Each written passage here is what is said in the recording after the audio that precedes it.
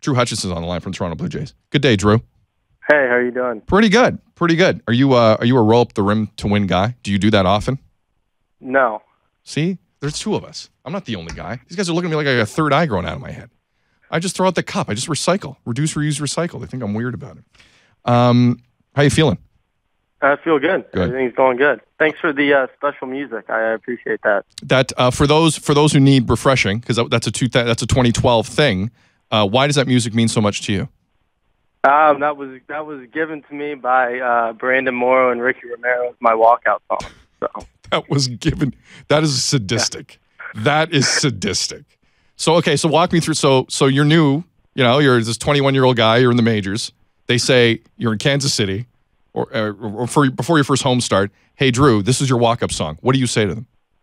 I mean, it didn't really happen. I kind of heard the song. They were joking about it. And I think it was my second home start.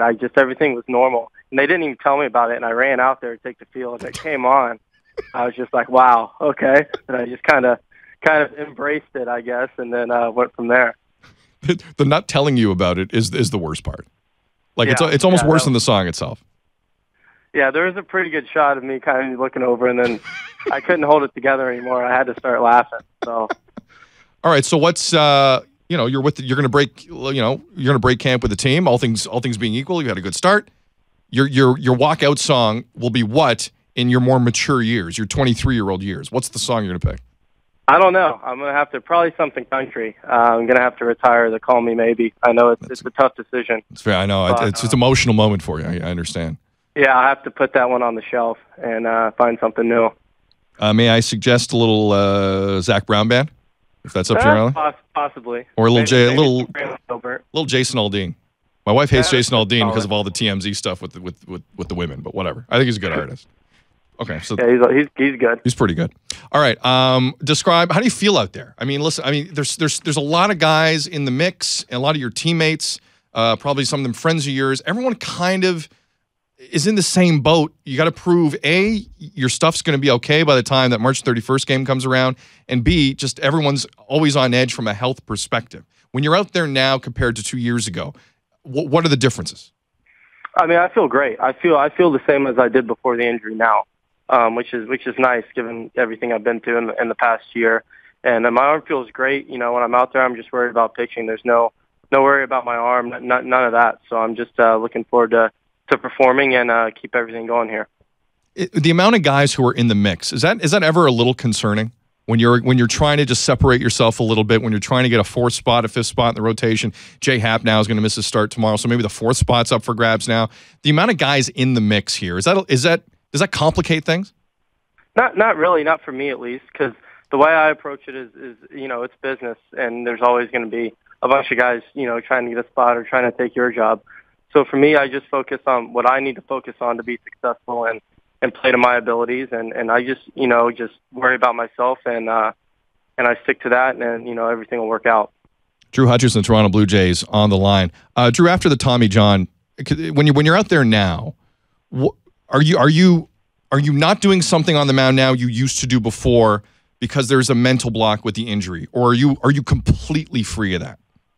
No, I'm completely free. Okay. Any mental block, nothing like that. Everything feels good. I feel great. So when I get on the mound, it's just about pitching now. There's no worry about my arm or any of that. You had an interesting seat for that last year. You're rehabbing. You came back. You started to throw competitively late in the year, but it was really just to get back to major league ready health. And you saw all the stress on this team. You saw the bad breaks. You saw the rotation kind of break down. What's the mood like now compared to last year in the clubhouse? I mean, from what I understand, I was only here for spring training last year, and obviously all the buzz and everything. But it's a vibes here right now. Everybody's comfortable. I think everybody's real confident, in what we have here, and I think everybody's just ready to get the year started. All right, let's move on from baseball, because I mean we wish you nothing but the best. You've had Tommy John. You've come to hell and back with the injury. Actually, one last thing. Yeah, last night the guy who made Tommy John surgery passed away, in Dr. Frank Jobe.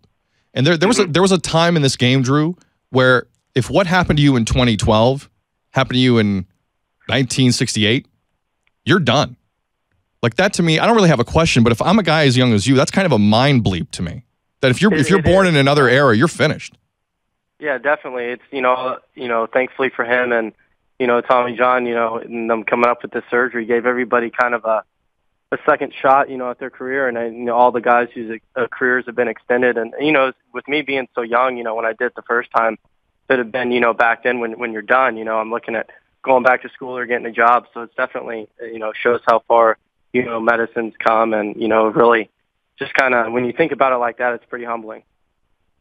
Drew Hutchison, Toronto Blue Jays here on Tim and Sid. All right, before we let you go, understand you are a pretty big hockey fan, and you're a Tampa Bay Lightning fan. Is that correct?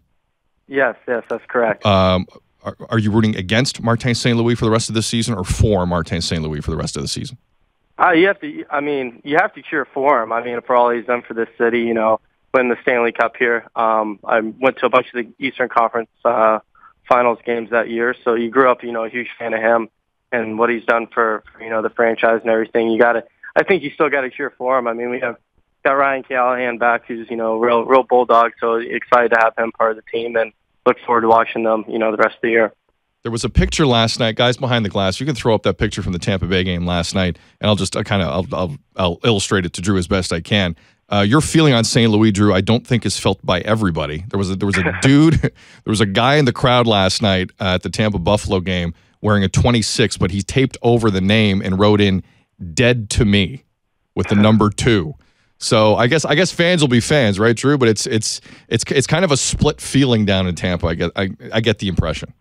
Yeah, it's always going to be people who are less than pleased, and it's business. I think I have a better understanding of it than some fans, but they're entitled to their opinion, so they have every right to do that. But as far as for me, he did a lot for Tampa, and I'll always be a fan of his.